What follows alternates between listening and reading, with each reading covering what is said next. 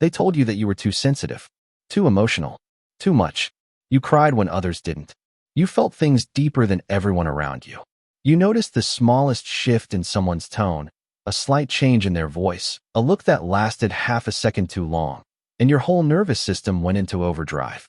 People called it a weakness. Some of them said it to your face. Others just smiled and walked away like your feelings were an inconvenience they didn't have time for. But here's what nobody told you, and what I wish someone had told me a long time ago. You were never too sensitive. You were traumatized. And there is a world of difference between those two things.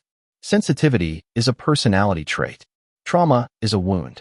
And when you've been walking around with an open wound your whole life, of course, everything is going to hurt more than it hurts other people.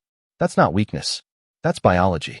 That's your nervous system doing exactly what it was designed to do. Protect you from pain that once felt unsurvivable.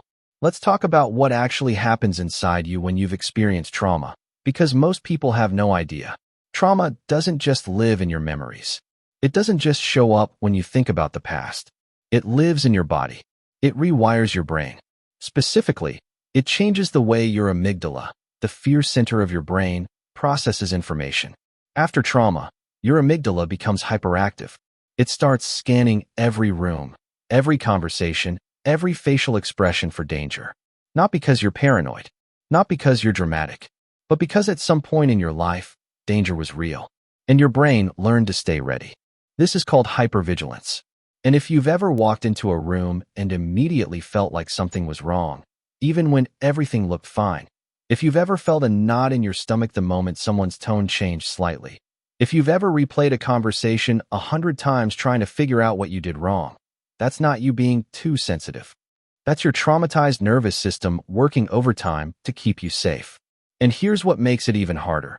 Most of the people who called you too sensitive had no idea they were doing it in an environment that once made you feel unsafe.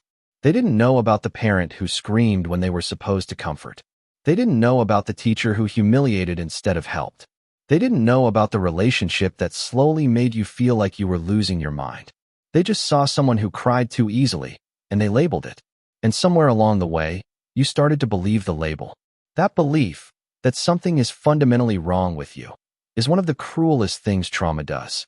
Because trauma doesn't just hurt you once. It makes you hurt yourself every single day afterward by telling you that your pain is your personality, that your reactions are your character, that the way your nervous system learned to survive is just who you are. But you are not your trauma responses. You are not your hypervigilance. You are not the people-pleasing, the fawning, the freezing, the over-explaining, the shrinking yourself down so you take up less space. Those are not your personality. Those are survival strategies. Brilliant ones, actually, because they worked. They got you through something that could have broken you completely. Psychologists call this the window of tolerance. Inside that window, you can think clearly, feel emotions without being overwhelmed, and respond instead of react. Trauma shrinks that window. It makes the space between "I'm okay" and "I'm completely overwhelmed" razor thin. So when people around you seem to handle stress with ease, it's not because they're stronger than you. It's because their window is wider. And windows can be widened. That's what healing is, slowly, carefully expanding your window of tolerance until you have room to breathe again. The journey to healing starts with one thing: language. Specifically, the language you use to talk to yourself about yourself. There is a profound difference between saying, "I'm too sensitive," and saying, "I'm healing from something real." The first closes a door. The second opens one. The first tells you that you are the problem. The second tells you that you have been through something, and your responses make sense in the context of what you survived. You are allowed to make sense. You are allowed to say, "What happened to me was real, it affected me deeply, and the way I respond to the world right now is a direct result of that, not a character flaw." That kind of self-compassion is not self-pity. It is not making excuses. It is the very foundation of healing, because you cannot heal what you refuse to see clearly.